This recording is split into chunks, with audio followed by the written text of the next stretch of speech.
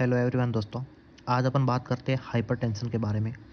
तो ये जो टॉपिक है, ये टॉपिक जीएनएम थर्ड ईयर का जो गायनेकोलॉजी सब्जेक्ट है वहाँ से लिया गया है। तो इसके बारे में आज अपन डिटेल से जानेंगे कि हाइपरटेंशन क्या होती है, इसके कितने क्लासिफिकेशन है, क्या इसका कारण है होने का, क्या इसका मैनेजमेंट, नर्सिंग मैनेजमेंट, इसका डायग्नोसिस, सभी के बारे में आज अपन डिटेल से जानेंगे। तो आप हमारे वीडियो को पहली बार देख रहे हैं तो वीडियो को लाइक करें, शेयर करें और हमारे इस चैनल को सब्सक्राइब ज़रूर करें ताकि हर वीडियो का नोटिफिकेशन है जो आपको मिलता रहे। तो ये बहुत ही इंपॉर्टेंट है। सबसे पहले देख लेते हैं कि हाइपरटेंशन होता क्या है। तो प्रेगनेंसी के दौरान बीपी का बढ़ना हाइपरटेंशन प्रेगनेंसी कहलाता है। जब लेडीज़ की बच्चा पेट में होता है और बीपी बढ़ जाती है तो वही क्या कहलाता है, हाइपरटेंशन कहलाता है। क्लासिफिकेशन ऑफ हाइपरटेंशन की बात करें तो इसके अंदर 3 क्लासिफिकेशन है: chronic hypertension, pregnancy induce hypertension, super imposed hypertension. जो दूसरे नंबर का क्लासिफिकेशन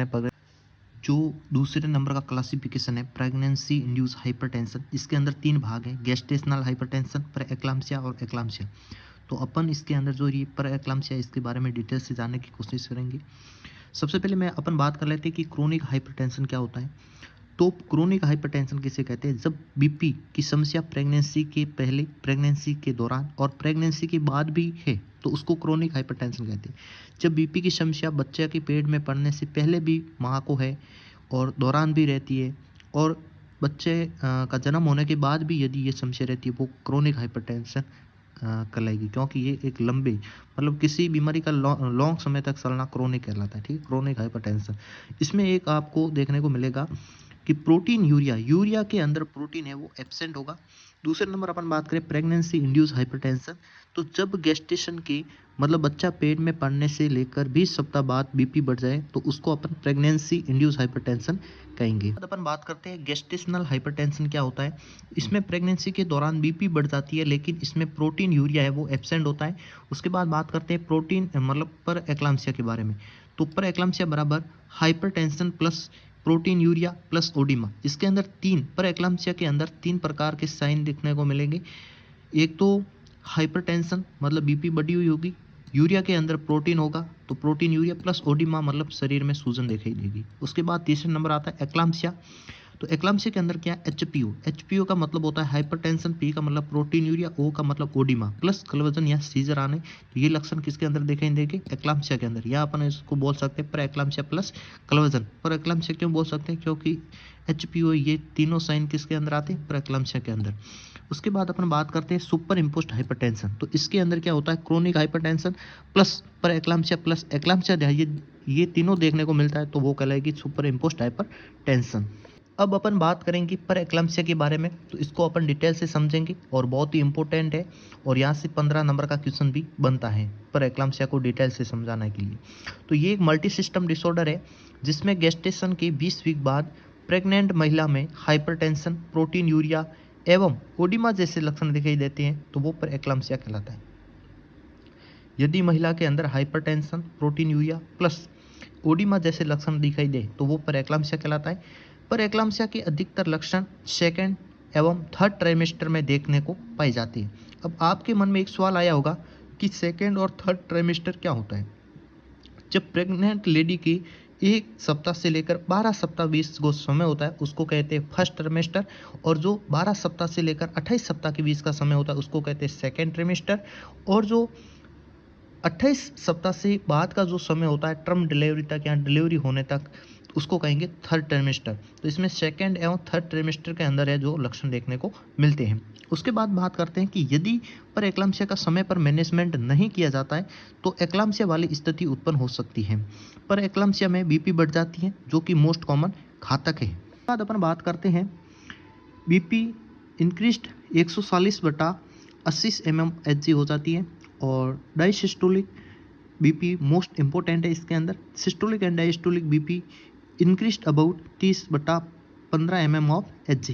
तो MABP increased about 20 mm of Hg। तो आपके मन में एक और सवाल आया होगा कि MABP क्या है। तो इसकी फुल फॉर्म है वो है मेन आर्टेरियल ब्लड प्रेशर। उसके बाद बात करते हैं कि MABP की फुल फॉर्म मतलब जो उसकी नॉर्मल वैल्यू है वो कितनी होती है। तो वो होती है 13 mm ऑफ Hg। MABP एक कार्डियक साइकिल के दौरान सिस्टोलिक एंड डायस्टोलिक एवरेज को ही आर्टियल ब्लड प्रेशर कहलाता है। ठीक है। तो MABP क्या है? ये कार्डियक साइकिल के दौरान जब एक बार हार्ट धड़कता है उसके दौरान सिस्टोलिक एंड डायस्टोलिक जो एवरेज है उस एवरेज को ही आर्टियल ब्लड प्रेशर ही क्या कहलाता है? MABP कहलाता है। इसमें प्रोटीन यूरिया भी होता है।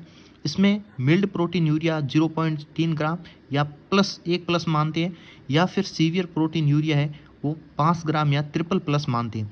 उसके बाद अपन बात करेंगे साइन के बारे में, क्या क्या इसमें से न दिखाई देंगे।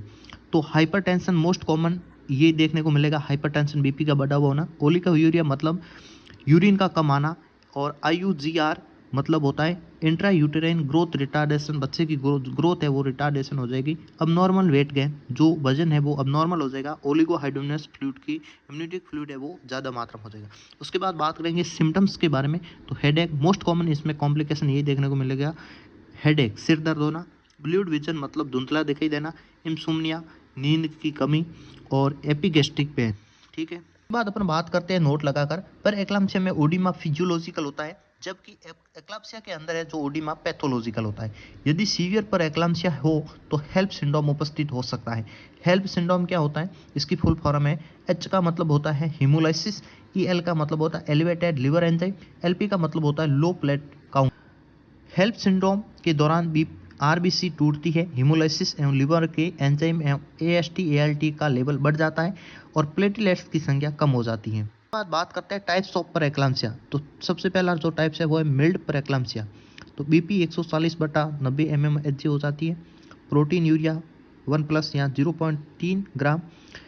हेल्प सिंड्रोम एब्सेंट होगा, और इसके अंदर मिल्ड हेडेक, मध्य का सिर दर्द होना, और मिल्ड ओडिमा। दूसरे नंबर के टाइप्स की बात करें तो आता है सीवियर परएक्लाम्सिया। इसमें BP 160/110 mmHg हो जाएगी। प्रोटीन यूरिया 3++ या 5 ग्राम हो जाएगा। हेल्प सिंड्रोम है वो उपस्थित होगा, सीवियर हेडेक और सीवियर ओडिमा। अब अपन बात करते हैं डायग्नोसिस के बारे में। यदि परएक्लाम्सिया होता है तो डॉक्टर के द्वारा कैसे डायग्नोसिस किया जाता है? तो हिस्ट्री ऑफ पेशेंट की हिस्ट्री लेकर, फिजिकल एग्जामिनेशन, बॉडी के एग्जामिनेशन करके, पेशेंट के लक्षण को देकर CBC, urine analysis, RFT, LFT, RFT का मतलब होता है रीनल फंक्शन, किडनी के फंक्शन की जांच करके, LFT का मतलब होता है लीवर फंक्शन टेस्ट करके, और UHG का मतलब होता है अल्ट्रासोनोग्राफी करके, और एक होता है रोल ओवर टेस्ट। तो रोल ओवर टेस्ट क्या है आपको समझा देते हैं। यदि गर्भवती महिला को साइडलाइन पोजीशन से सुपाइन पोजीशन में लेटाया जाता है, महिला को साइडलाइन का मतलब आडा के बल सोलाया जाता है, और आडा से फिर सीधा किया जाता है, जिसको सुपाइन पोजीशन पेट के बल लेटाया जाता है, पीठ के बल लेटाया जाता है, तो वो हो जाएगी सुपेन पोजीशन। तो ऐसा करने पर यदि BP में 20 mmHg की वृद्धि हो तो उसको रोल ओवर टेस्ट पॉजिटिव कहते हैं। उसके बाद बात करेंगे मैनेजमेंट के बारे में। तो परएक्लाम्सिया का मैनेजमेंट OBG स्कीम के आधार पर किया जाता है। ये मैनेजमेंट निम्नलिखित निर्भर रहता है, जैसे maternal response, severity of disease, gestational age. ठीक है। तो इसमें पेशेंट की ऑक्सीटोसिन एवं मेथार्जिन देते हैं। फीटस पर मैच्योरिटी के लिए बीटा मेथेक्सोन देते हैं।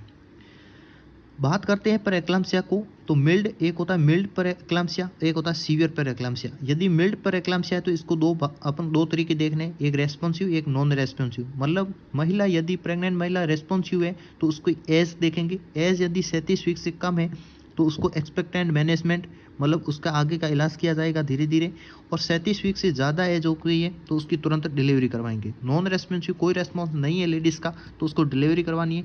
यदि सीवियर परएक्लाम्सिया है तो भी उसको क्या करवाना है? डिलीवरी करवाना है। अपन बात करेंगे नर्सिंग मैनेजमेंट के बारे में। तो सबसे पहले आती है रेस्ट। तो ये नर्स द्वारा किए जाने वाला एक फर्स्ट इंटरवेंशन है, क्योंकि रेस्ट करने से ऑक्सीजन की आवश्यकता कम हो जाती है, पेशेंट का ब्लड सर्कुलेशन भी इंप्रूव होता है। इसमें पेशेंट को लेफ्ट लेटरल पोजीशन देनी चाहिए। यदि आवश्यक हो तो पेशेंट को O2 ऑक्सीजन भी प्रोवाइड करें।